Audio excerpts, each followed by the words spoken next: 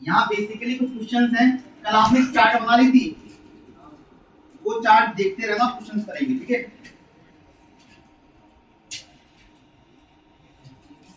ध्यान देते जाओ यहाँ पर। पहला क्वेश्चन देखो, उपरोक्त में सबसे छोटी मेमोरी यूनिट है,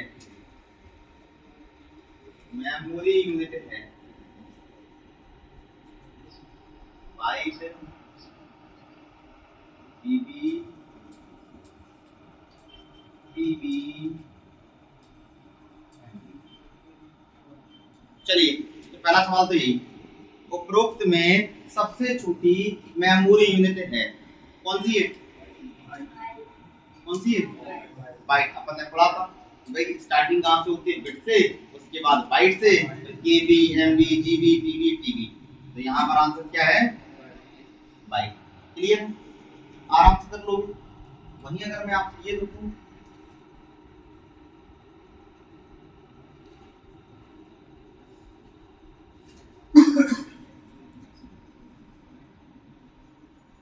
उपरोक्त को, ध्यान सुनो, उपरोक्त को बढ़ते क्रम में लगाने पर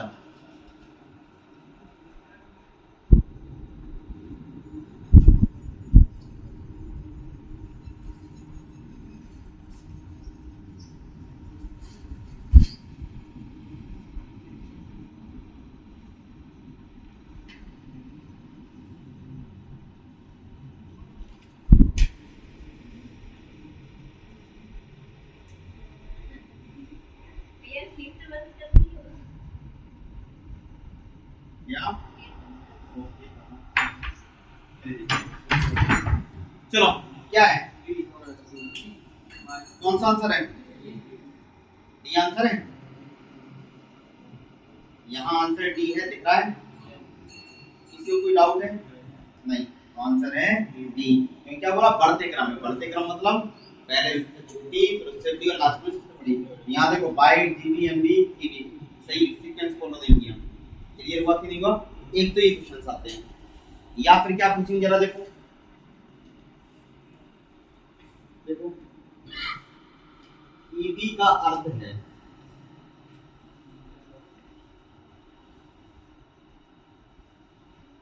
एक्साबाइट, एक्स्ट्राबाइट,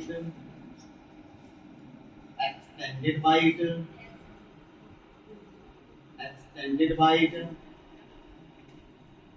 और एक्साबिट।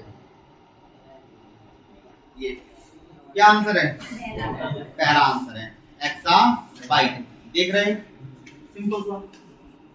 यह बहुत फेमस सवाल रहा है, तो ये था जीबी बराबर, मतलब जीबी का फुल फॉर्म, ये बहुत पूछा गया।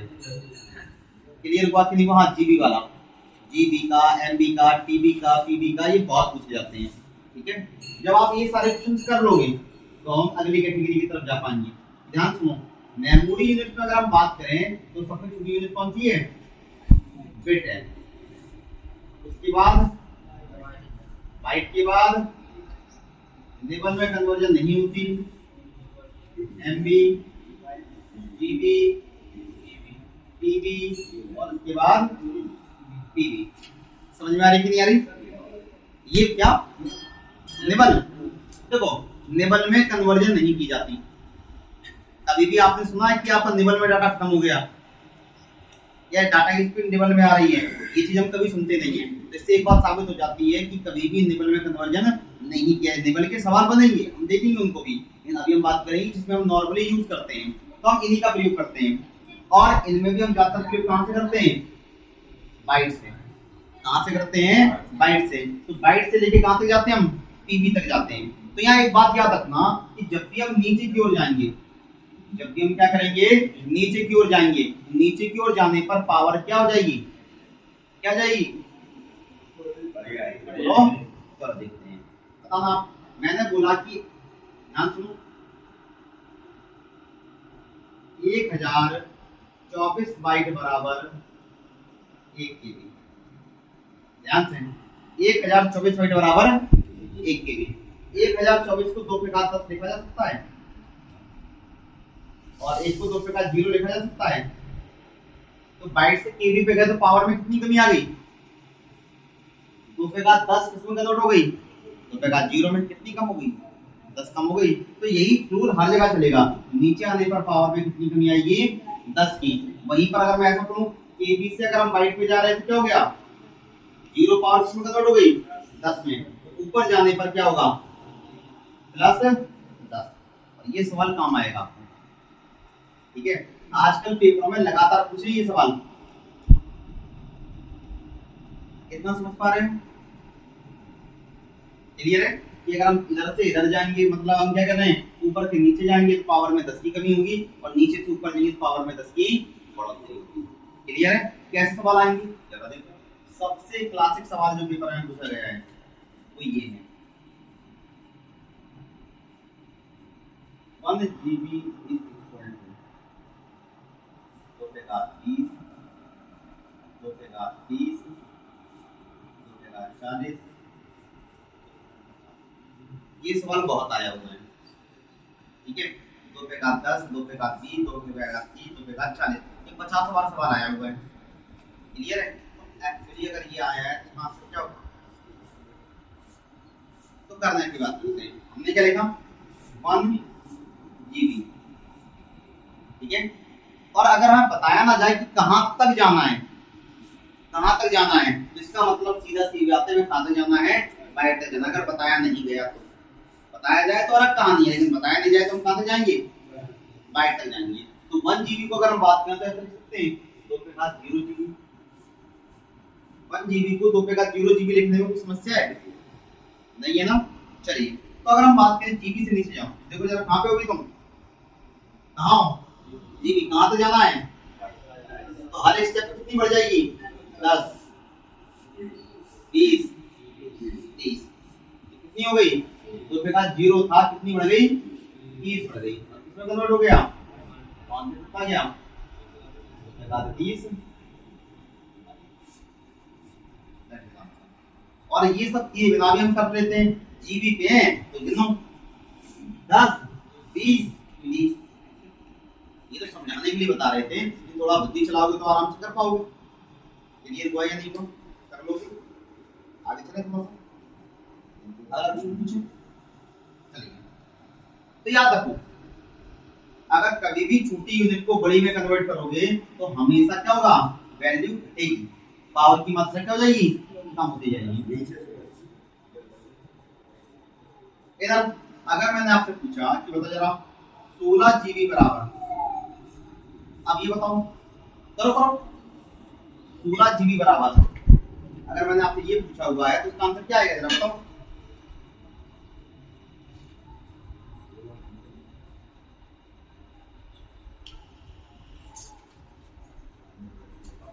जल्दी।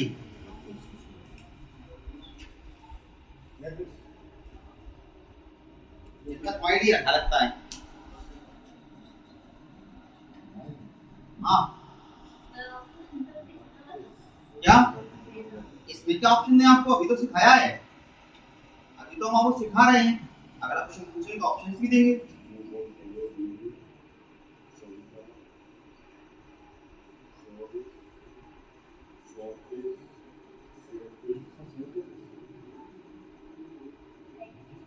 कितना आएगा?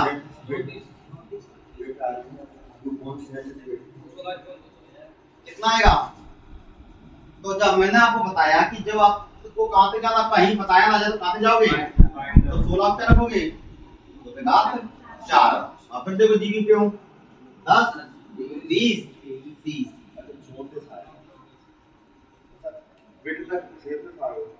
बिल्कुल, लेकिन बोला क्या है हमने आपको बिट तक जाना होता है क्या? नहीं, जब तक बोला ना जाए वहां पे नहीं जाएंगे। क्लियर हुआ कि नहीं हुआ? आंसर कितना आ गया? 2 पे घात 34 बाइट। क्लियर है? कर लोगे? कर पाओगे ना? चलिए अगर मैं आपसे अगर लिखाना हो तो बाइक तक और लिखा हो तो पेट ही आता नहीं नहीं नहीं, जहाँ लिखा होगा तो फिर वो अपने सोचने की आवश्यकता ही नहीं है। मैं देता हूँ अगला सवाल। जैसे मैंने आपसे बोला 2 पे घात 15 MB बराबर डैश GB। तो अब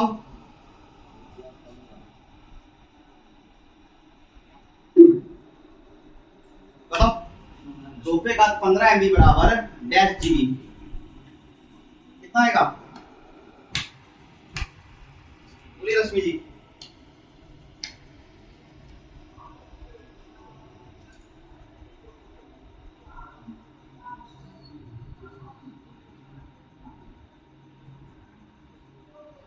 अनुपस्थित कौन है? कितना आएगा?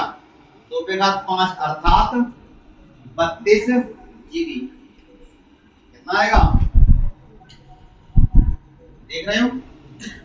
कोई व्यक्ति है जिसको समझ में नहीं आया? नहीं आया?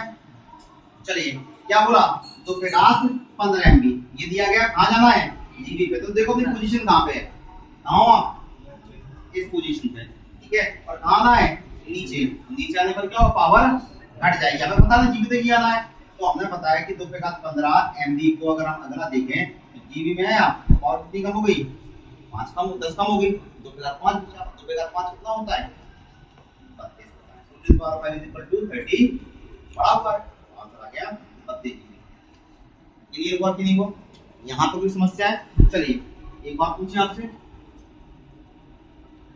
अगर मैं आपसे कहूं इधर देखिए 2 पे घात 42 बाइट बराबर, अब क्या करोगे? 2 पे घात 42 बाइट बराबर, तो हमने फिर नहीं बताया आपको। और जब ये नहीं बताया गया है तो इसे हम तब तक बदलते रहेंगे जब तक ये सिंपल वैल्यू में बदल नहीं जाएगा। समझ में आया कि नहीं आया?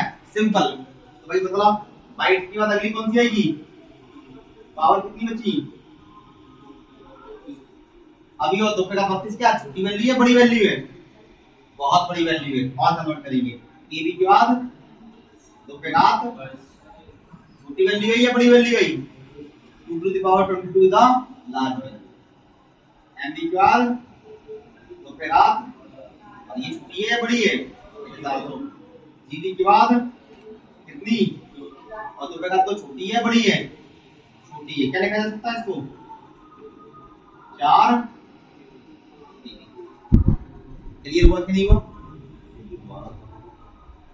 तो यहाँ हमने इधर देखो, तो यहाँ क्या बोला हमने? 2 टू द पावर 42 बाइट दिया गया है। ये दिया गया और हमने आपको बताया नहीं है कि कहां तक जाना है। और जब हमने आपको बताया नहीं कहां तक जाना है तो क्या करना पड़ेगा आपको? सिंपली आपको कन्वर्ट करना है तब तक जब तक कि वो सिंपलीफाई नहीं हो जाता, सरल नहीं हो जाता। तो देखो जरा हमने क्या करा? 2 पे घात 42 को कन्वर्ट किया केबी में। 2 पे घात 32 और 2 पे घात 32 मतलब 2 to the power 32 is the large value. नहीं है सिंपल। और कन्वर्ट किया 2 की power 22 it is also large value. फिर सिंपल किया 2 की पावर 12 ये भी बड़ी वैल्यू है। और सिंपल किया 2 की पावर 2 और 2 की पावर 2 क्या है? सरल वैल्यू है 4 है, लिखी जा सकती है। इसलिए क्या गया 2 की power 2 is equal to 4 dB। Clear है? समझ पाए?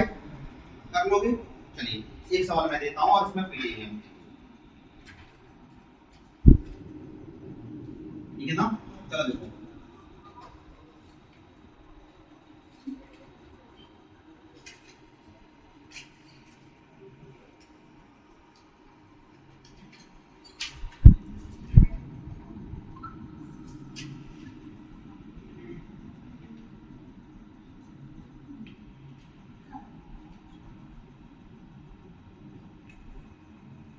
चलिए 2 पे घात 26 dB में डैश एमबी होंगे।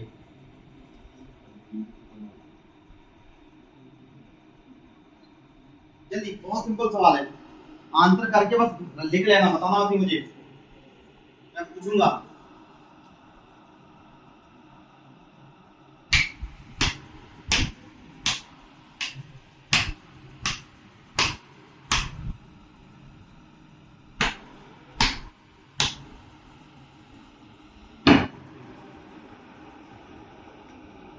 हो गया?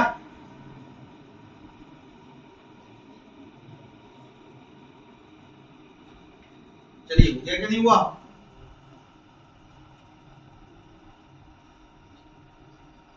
सबका हो गया? इसमें कोई डाउट है? चलो पूछते हैं। ज्योति, आंसर नहीं आया? Very good. जा हाथ करो करो करो करो, जल्दी करो। ऐसे नहीं आया, करके देखो तुमने। देखो तभी तो तुम पीटी हो। रश्मि जी, क्या आंसर है? क्या आंसर है? जल्दी। 2 की पावर 46। राजू, आंसर बोला तो उसे सही और गलत थोड़ी तुम डिसाइड करोगे। क्या आंसर है?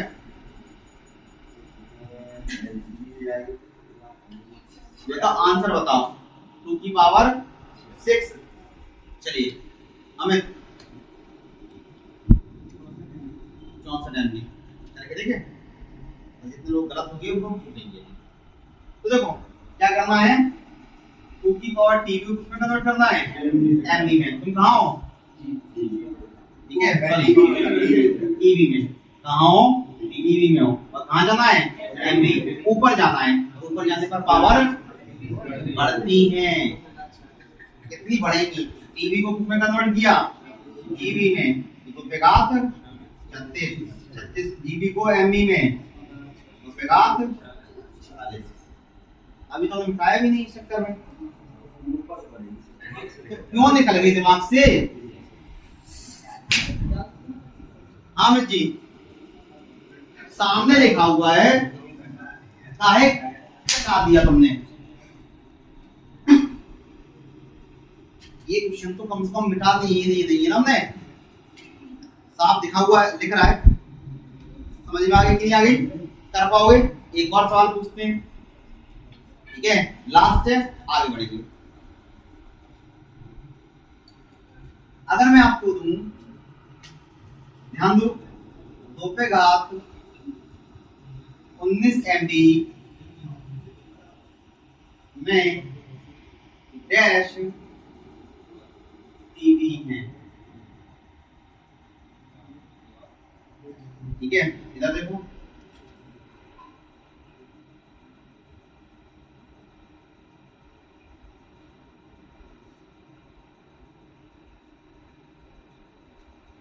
चलिए 2 की पावर 19 एमबी में डैश टीबी है।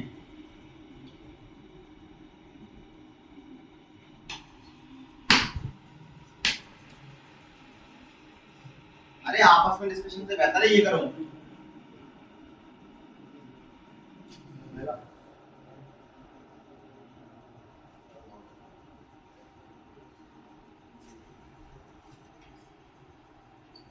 चलिए पीछे,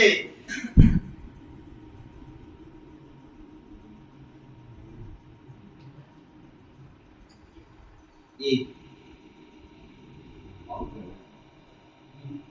बी ए ए ए ए ए बोलो ये आंसर। चलिए आप में से सी वाले कोई दिक्कत नहीं है। गणित के स्टूडेंट कौन कौन है? 10+2 में मैथ लेके आए हो? आप हो, और आप हो, और कोई है? क्या आंसर है? इसका आंसर है डी, ऑल ऑफ दीज। इसका आंसर क्या है? All of these. मैथ के स्टूडेंट हो तुम लोग और इस तरह की गलती नहीं करोगे। पता है यहाँ हमने जस्ट में ट्रैप किया, तुम ट्रैप हुए, क्योंकि जो आंसर तुम्हें पहले दिखा तो उसी पे अटक गए। बाकी ऑप्शंस को जज ही नहीं कर रहे हो तुम, जबकि सारे ऑप्शंस सेम है। कैसे जरा देखो, 2 पे घात 19, इधर देखो जरा, एमबी इसमें कन्वर्ट किया, 2 पे घात, और जीबी को टीबी में तो 2 पे घात -1। यहाँ तक आ गए तुम, लेकिन 2 पे का माइनस 1 को ही लिखा जाता है 1/2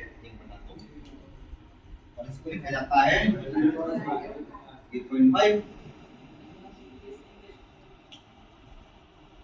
समझ में आ रही कि नहीं आ रही? क्लियर है? इसीलिए क्या है कि जब ऑप्शंस लगा रहे हो तो आसपास के ऑप्शंस भी देख लेना। समझ में आ रही कि नहीं आ रही? ऐसा किया जाता है कि भाई ये तो तुमने पकड़ लिया, सही बात है, लेकिन ये और ये भी तो देख लो एक बार, सेम वैल्यू तो है। D answer. क्लियर हुआ कि नहीं हुआ? कर पाओगे? अब आगे बढ़े। चलिए अब हम बात करते हैं कुछ और चीजों की। जैसे मैं तुमसे कहूंगा कि 8 बिट में कितने बाइट होते हैं, तो हमें पता है कि 8 बिट बराबर 1 बाइट। यहाँ तक कोई दिक्कत रहेगी? ये सवाल सीधा आएगा, 1 byte is equal to 8 bit. Clear है? इसी प्रकार हम बात करेंगे 4 बिट बराबर 1 निबल। क्या देख रहे हो? 4 बिट बराबर 1 निबल। और इसी प्रकार हम बात करेंगे 1 बाइट बराबर 2 निबल। ठीक है? मेमोरी यूनिट है जो यूज नहीं की जाती, बस इतनी सी बात है। क्लियर है? बहुत सारी यूनिट्स यूज नहीं करते, इतना याद रहेगा ये 3 चीजें। अब इन पे आधारित सवालों पे बात करेंगे। तो मैं तुमसे पूछूंगा, जरा देखो, जरा मैं कुछ मिटा नहीं रहा, तो देखो 1 बाइट में डैश निबल है,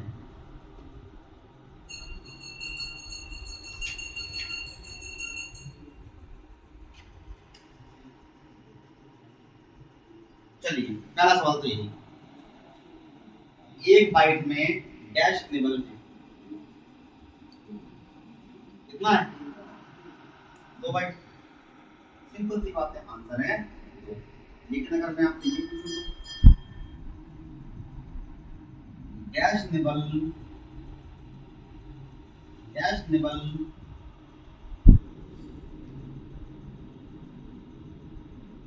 1 बाइट के बराबर है,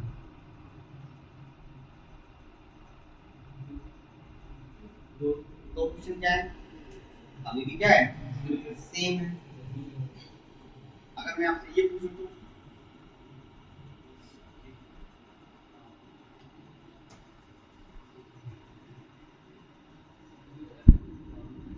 1 निबल में डैश बाइट है, अब 1 निबल में डैश बाइट है, कितना आंसर है? चलिए ऑप्शन दें, 4, 8, 1/2। तो आंसर क्या है? 1/2। कौन कौन बोल रहा है?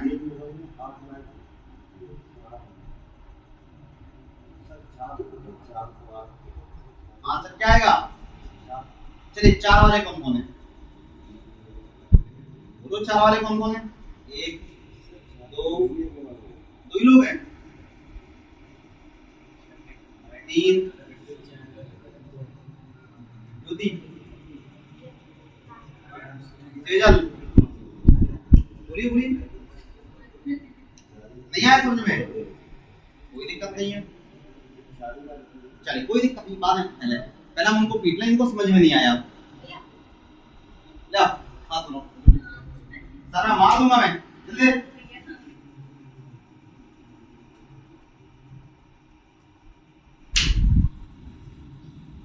पहली बात इसमें क्या है जो समझ में नहीं आ रहा? पढ़ो सर। 1 निबल में डैश बाइट है, मतलब 1 निबल में बाइटों की संख्या पूछी, समझ में नहीं आ रहा तुम्हें? ऐसा क्या सवाल लिखा हुआ है जो समझ में नहीं आ रहा? ऊपर देखो, 1 बाइट में 2 निबल है, ये तो फैक्ट हमें तो यकीन बता दिया, इसी फैक्ट को पूछा गया है हमने। 2 निबल है, 2 को यहाँ भेज दो, 1/2 बाइट बराबर 1 निबल। निकल के नहीं आया क्या?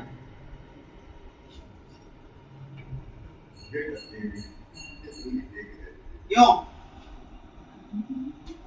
क्या था इसमें? क्या था ये? लेकिन सर एक बिट पे फोकस नहीं क्यों करा? फोकस क्यों? सवाल में कोई दिक्कत है? बाइट को हमने क्या बिट लिखा है? स्पेलिंग मिस्टेक है? ये राइटिंग क्या खराब है मेरी? नहीं है। तो क्यों तुम्हारा फोकस नहीं है?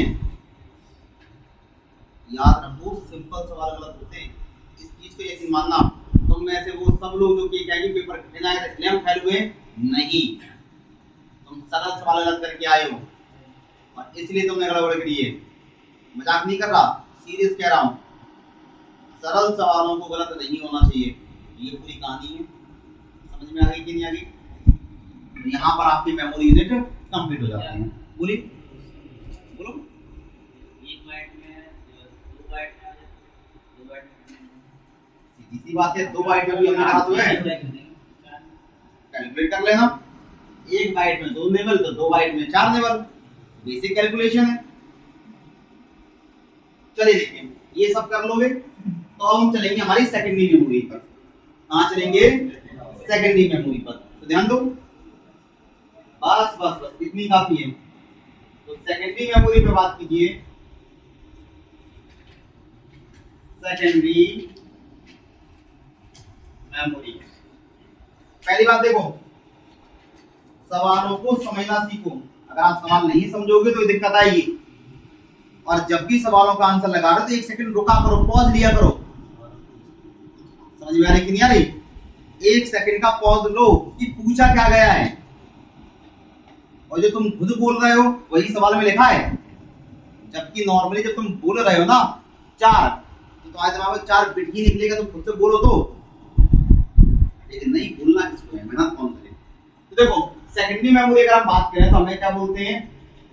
इसे सहायक मेमोरी, ध्यान से, इसे सहायक मेमोरी या फिर क्या कहा जाता है? ऑक्सिलरी मेमोरी, ऑक्सिलरी मेमोरी कहा जाता है। ध्यान से, क्या देख रहे हैं? इसे सहायक मेमोरी या ऑक्सिलरी मेमोरी कहा जाता है। सहायक मेमोरी या ऑक्सिलरी मेमोरी कहा जाता है, याद रखोगे। इसे क्या कहा जाता है? सहायक मेमोरी या ऑक्सिलरी मेमोरी भी कहा जाता है। इतना समझ में आया कि नहीं आया? कोई दिक्कत? चलिए, अगर हम इसमें आगे चले तो क्या है इसका प्रयोग? इसका प्रयोग इसके लिए होता, बताया था, डेटा को लंबे समय तक भंडारण करने के लिए, लंबे समय तक भंडारित करने के लिए, भंडारित करने के लिए होगा, भंडारित करने के लिए होगा। ये सवाल पूछा जाता है, क्या डैश डेटा को लंबे समय तक स्टोर रखेगा। समझ में आई कि नहीं आई? कौन? सेकेंडरी मेमोरी डेटा को लंबे समय तक स्टोर रखेगी। और क्या होती है ये? यह प्राइमरी मेमोरी की सहायता से, यह प्राइमरी मेमोरी की सहायता से क्या होगी? प्राइमरी मेमोरी की सहायता से एक्सेसिबल होगी, सहायता से उपयोग होगी। मतलब प्राइमरी मेमोरी क्या होती है? जो सीपीयू पे डायरेक्टली एक्सेसिबल हो, और सेकेंडरी जो प्राइमरी मेमोरी की सहायता से एक्सेसिबल हो। यहां तक तो हमने बताया था।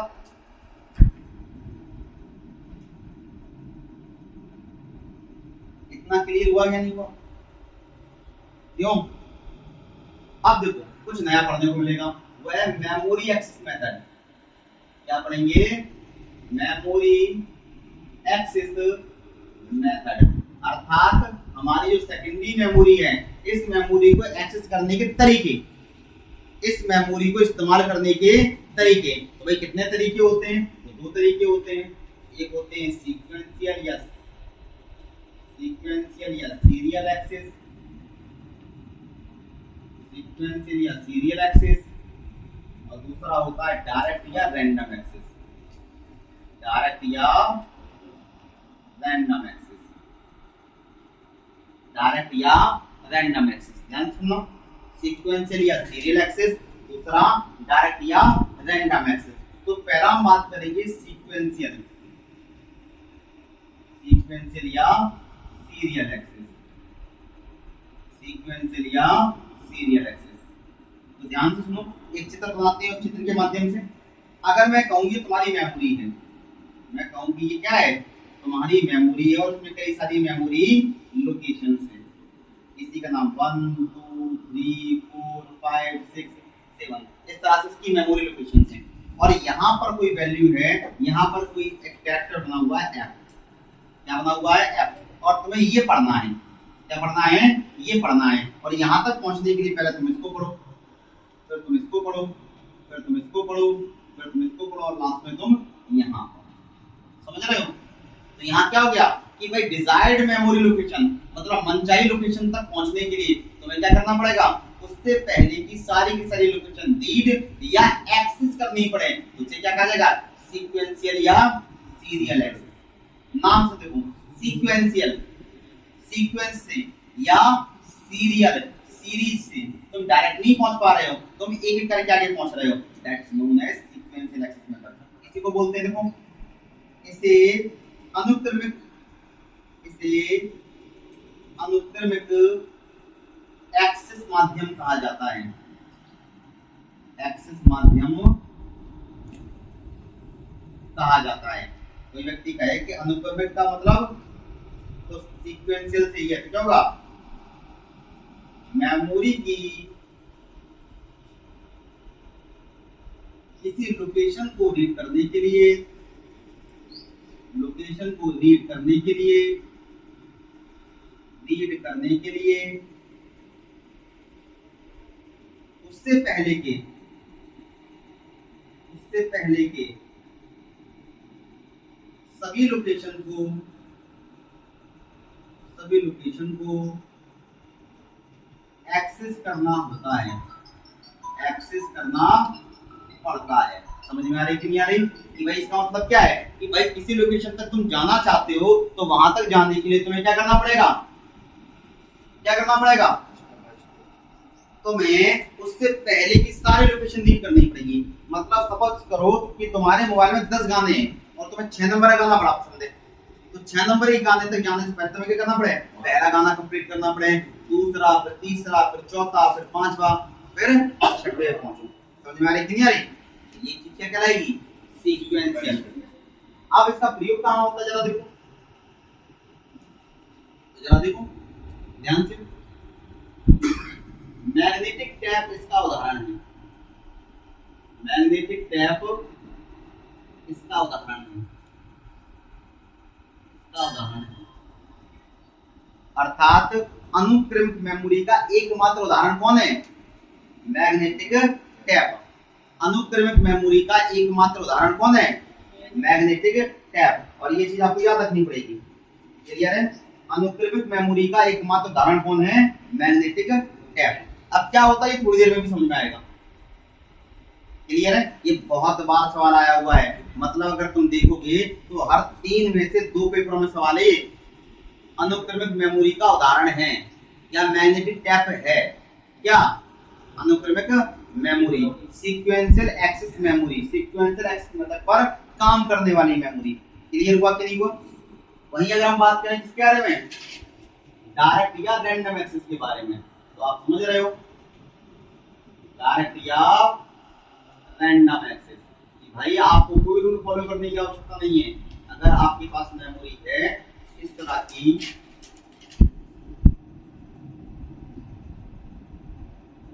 ये तुम्हारा F है, ये तुम्हारा F है और यहां पहुंचना है, तुम क्या करो? सीधे आ जाओ।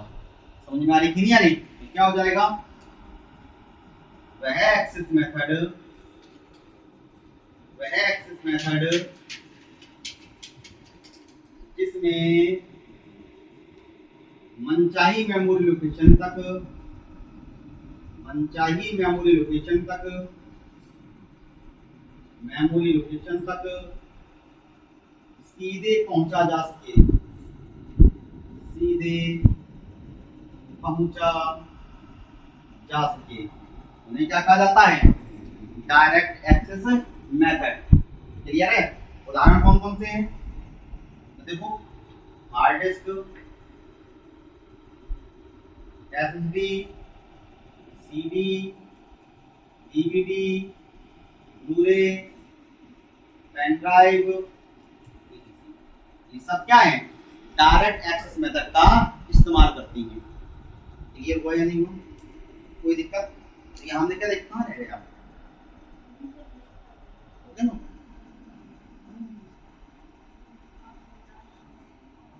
चलिए जल्दी नोट करो।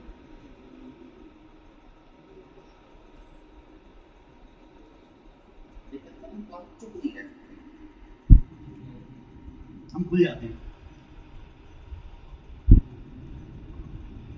दिक्कत भूल जाती है ना।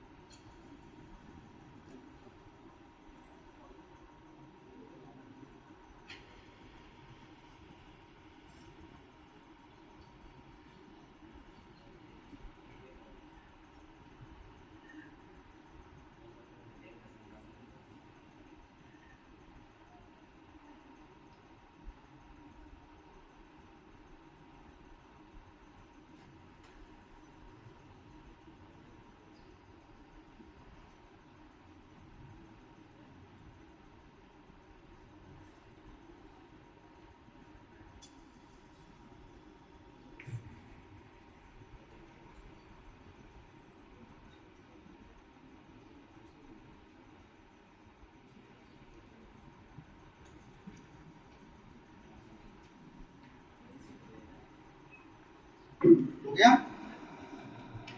क्यों? क्लियर हुआ या नहीं हुआ?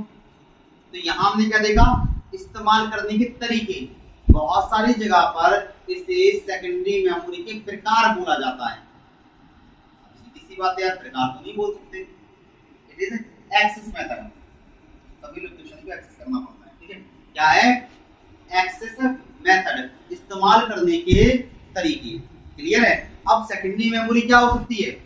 सीक्वेंशियल भी हो सकती है और डायरेक्ट भी। समझ में आया कि नहीं आया? इसीलिए एक फुल फॉर्म आया, SAM का फुल फॉर्म क्या है?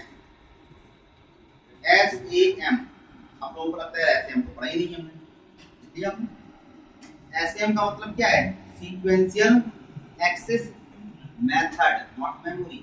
वो मेथड है, इस्तेमाल करने का तरीका है, ना कि कोई मेमोरी। क्लियर हुआ कि नहीं हुआ? चलिए अब हम बात करते हैं कि सेकेंडरी मेमोरी के प्रकार। जैसे बात करेंगे, जरा बताओ, हमने चार्ट बनाई थी, जरा याद है आपको?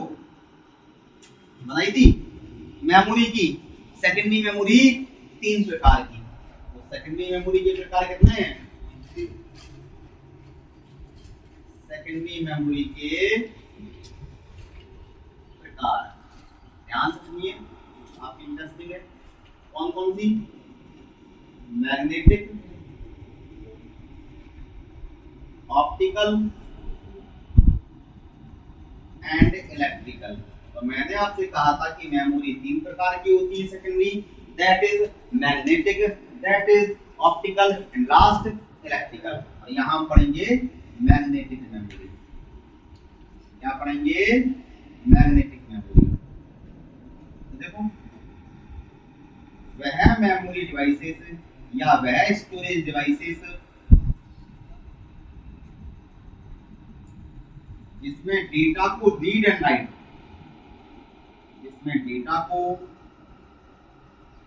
Read and right, read and right करने के लिए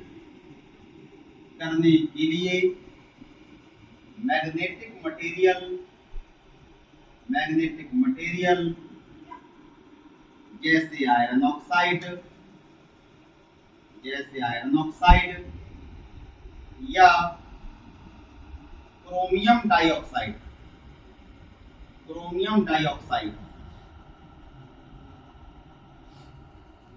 का यूज हो। याद रखिएगा, क्या है? वह स्टोरेज डिवाइसेस जिसमें डेटा को स्टोर करने के लिए मैग्नेटिक मटेरियल या तो आयरन ऑक्साइड होगा या क्रोमियम डाइऑक्साइड होगा। का यूज हो तो उसे क्या कहा जाएगा, मैग्नेटिक मेमोरी कहा जाएगा। हम यहाँ क्या क्या पढ़ेंगे, यहाँ हम पढ़ेंगे मैग्नेटिक टेप। इसके उदाहरण कौन कौन है, magnetic tape, floppy, chip disk, Winchester disc,